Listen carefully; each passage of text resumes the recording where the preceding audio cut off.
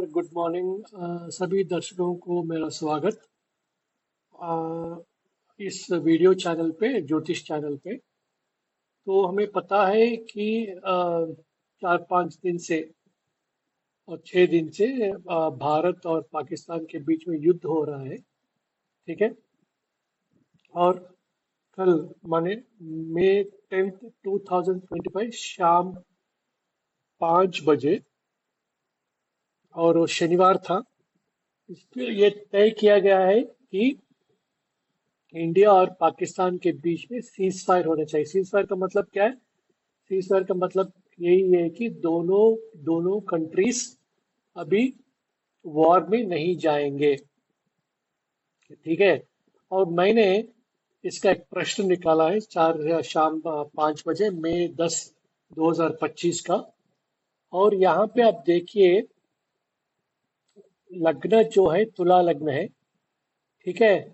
और तुला लग्न में दशम भाव का जो स्वामी है चंद्रमा, वो तुला लग्न में विराजमान है। आरूढ़ लग्न से भी तृतीय भाव में चंद्रमा बैठा हुआ है। आरूढ़ लग्न से किसी भी ग्रह तृतीय भाव में अगर शुभ ग्रह है तो थोड़े ही दिन के लिए वो सीज फायर अमल में रहेगा। ज्यादा से ज्यादा 2.5 डेज, ज्यादा से ज्यादा। उससे पहले भी हो सकता है, उसके बाद में भी हो सकता है। ठीक है। और दूसरी बात यह है कि यूनाइटेड स्टेट्स, IMF ने पाकिस्तान को $1 बिलियन का कर्जा दिया है। ठीक है जी। और आप ये देखेंगे, उनका जो लग्न है मेष लग्न है। मेष लग्न से द्वितीय भाव, मतलब अगर मैं मेष लग्न ले लूंगा तो मेष लग्न से द्वितीय भाव में गुरु का संचार हो रहा है। नवम भाव का गुरु द्वितीय भाव में हो रहा है। ठीक है। तो गुरु क्या होता है? गुरु पैसे का है, गुरु विष्णु है।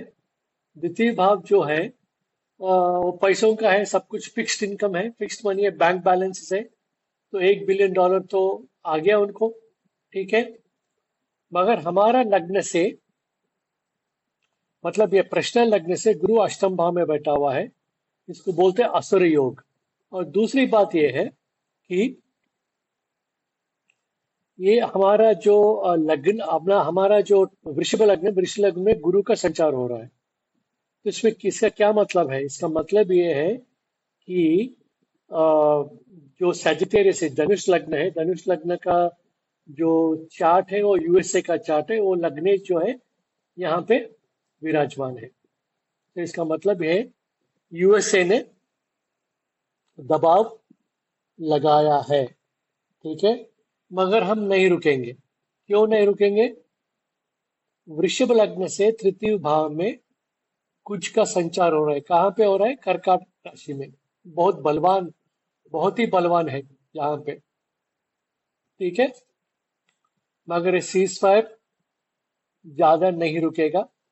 आप देखिए, जैसा मैंने बताया था, जिस टाइम पे उनको पैसे आया है पाकिस्तान को, चंद ही घंटों में, ठीक है, चंद ही घंटों में उन्होंने फिर से गोलीबारी शुरू कर दी है उन्होंने। ठीक है। चंद घंटों में। यहाँ पे देखिए, did Pakistan violate the cease fire agreement? Pakistan violates ceasefire agreement in Poonch hours after the truce agreement. The Pakistan army has violated the cease hours after agreeing to stop firing and military action by both countries. ठीक है जी। तो इसका मतलब क्या है? इसका मतलब ये है कि युद्ध जारी रहेगा। ठीक है। युद्ध जो है जा, जारी रहेगा।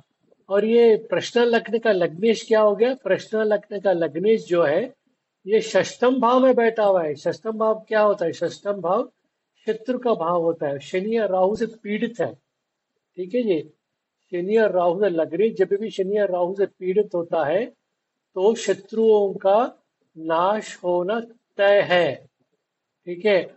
और ये षष्ठम भाव का मालिक कहाँ बैठा हुआ है? अष्टम भाव में बैठा, इसको बोलते हैं विपरीत राजयोग।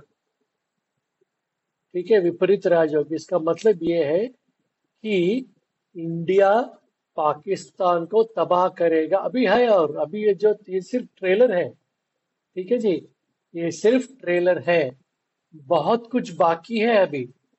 आगे आगे देखिए क्या होता है। मैं इसलिए ये बता रहा हूँ, मैं एक स्पेसिफिक डेट दे चुका हूँ। मैं जब मैं लिख रहा था, इस व्हाट्सएप में मेरा व्हाट्सएप ग्रुप है, ज्योतिष लर्निंग बोल के, ठीक है जी, एंड पामिस्ट्री बोल के एक व्हाट्सएप ग्रुप है मेरा। उस ग्रुप में मैंने ये लिखा था कि पाकिस्तान का विनाश तय है। क्यों तय है ये भी आपको बताऊंगा। देखिए यहाँ पे ब्रह्मा, रुद्रा और महेश्वर। मैं बोला था ना आपको, रुद्रा मतलब क्या है? रोना। और रुद्र का मालिक कौन है? यहाँ पे शुक्र है।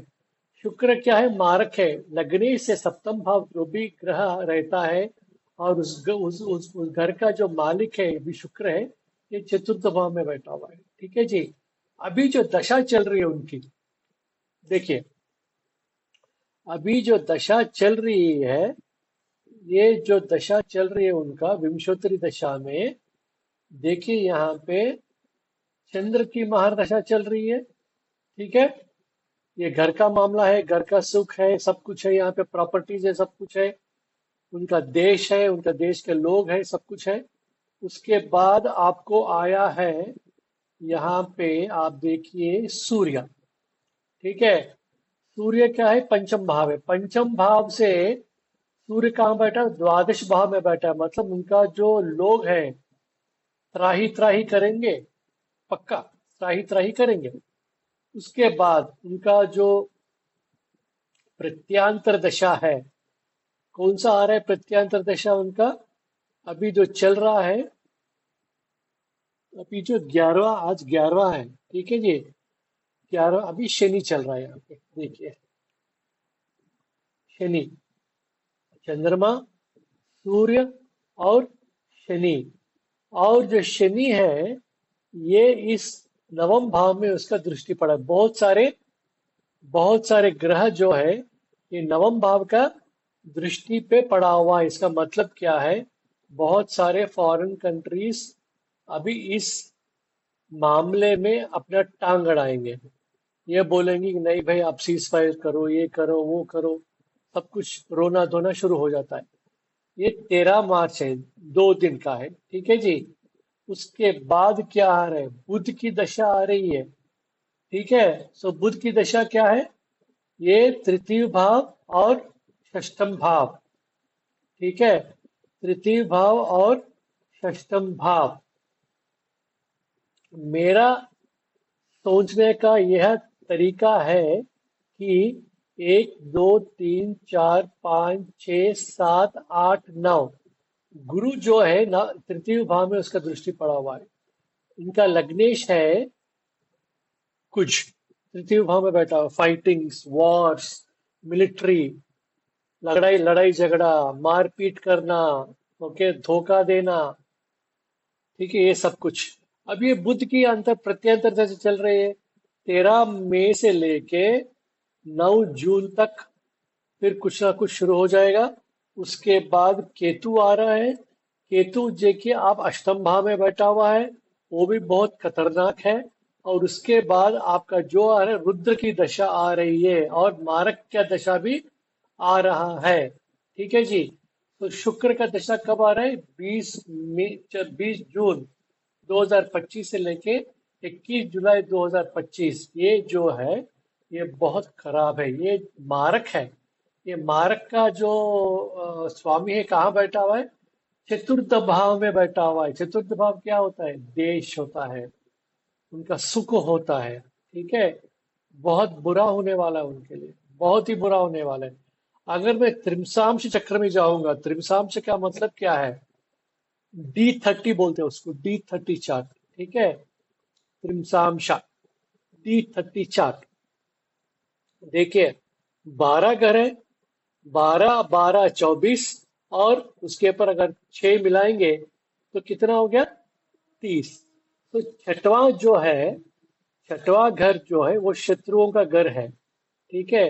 तो ये त्रिमसांश चक्र में आप देखेंगे कि ये जो छठवां घर है, 1 2 3 4 5 6, ये सूर्य है।